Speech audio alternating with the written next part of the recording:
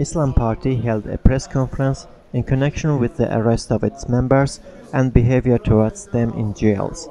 Head of the Supreme Assembly of the party, Natik Karimov, noted that 8 functionaries of the party, including chairman of the party, Mohsen Samadov, have been imprisoned, while 5 other members are under investigation. Overall, there are 90 believers behind bars. Charges of drug possession, plotting terror attack, and seizure of power by force filed against the believers were considered unfounded and absurd by Karimov.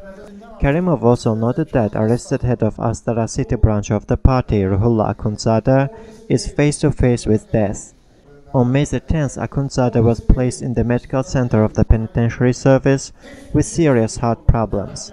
However, leadership of the party were denied meeting with him. He did not receive timely treatment and as a result suffered myocardial infarction. He is held in the same room with 15 other patients, which is very risky, because any movement can cause him to die. This is discrimination and prejudice against believers, said Karimov.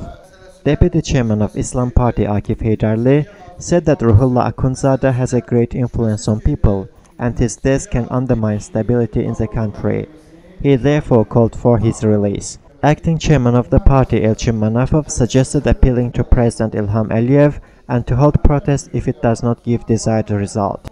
Documents relating to Mohsen Samadov's arrest, 12-year prison sentence handed to him, and his unlawful detention in the Organized Crime Department have been sent to the European Court of Human Rights. The leadership of Islam Party announced that they will fight for their members' rights till the end.